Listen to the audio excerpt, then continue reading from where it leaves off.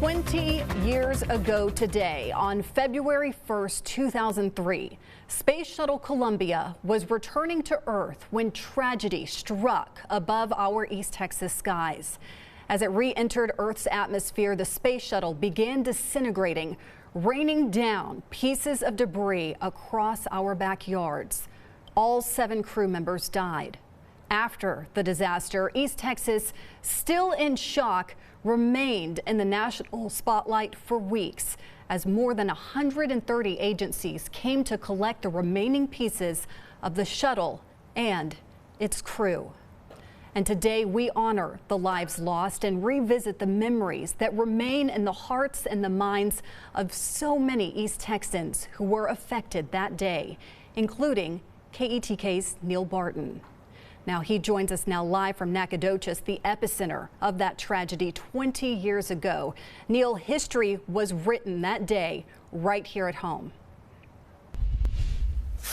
History was written, and it's still being written, because you can see right through here. This is the Daily Sentinel, the Nacogdoches daily newspaper here.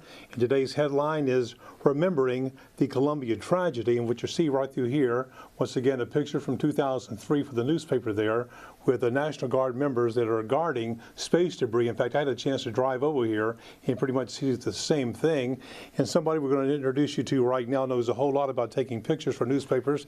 It's my personal friend, Dr. Scott Lieberman, who also is a doctor in Tyler, but besides that, also takes award-winning pictures for the Associated Press and other news outlets. So, Scott, can you hear me okay, first of all? I can hear you, Neal. Good afternoon.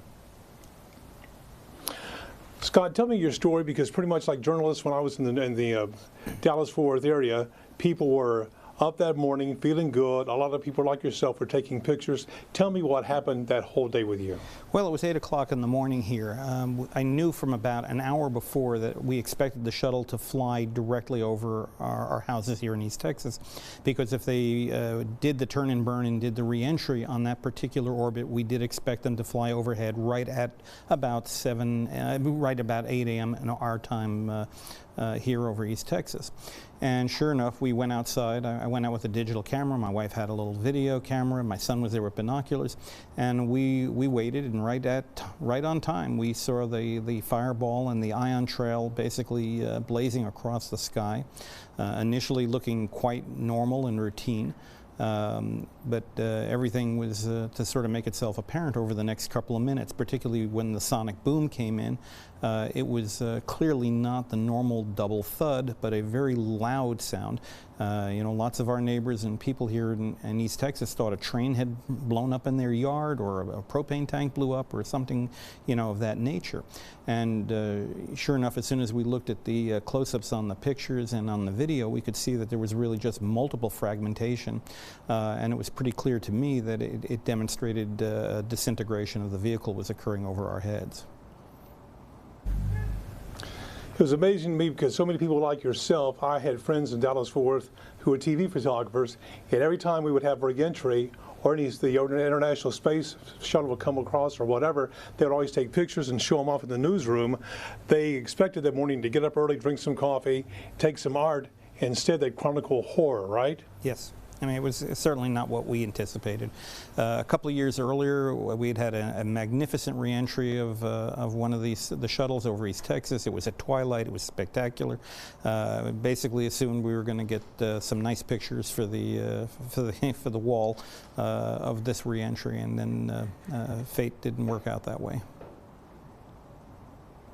So technology is not exactly then like it is now. It's so quick and immediate. So you're taking digital pictures. So what did you do right then? You uploaded your pictures to newspapers, or what did you do? Sure. Now, very quickly, we'd moved the video onto the networks, and we had taken the stills to the Tyler paper, and they negotiated getting these up to the Associated Press at that time, and they were responsible for getting the international distribution. What was rather amazing was just how much these images disseminated. Over the first 24 hours, the Associated Press estimated that 2.4 billion people saw these images.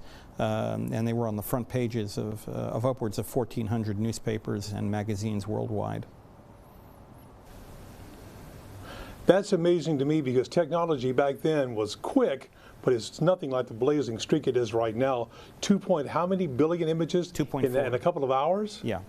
I mean, just within the first news cycle. That is crazy. Before we let you go, before we cut you loose, is there anything else that you can tell us? Because we all have a story, and I want to hear yours.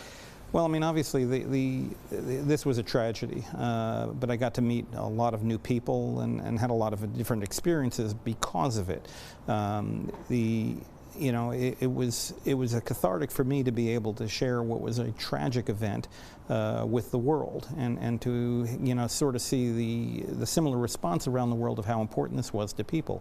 To me, I think the message is that, you know, it helps us remember the sacrifice that these people voluntarily took on, but the science and the technology that they were helping develop, that the space program brings to us, stuff that we use every day in the practice of medicine and the hospitals, technology that improves lives here on Earth, would only have been possible by these kinds of sacrifices that astronauts and other astronauts like them have done for us for years. And I think it's kind of important to remember that, and if nothing else, to sort of use this as a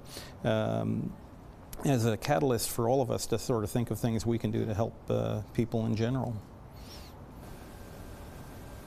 Scott, you're a doctor and you would know, so thank you very much for joining us live on this fateful day. Casey, back over to you.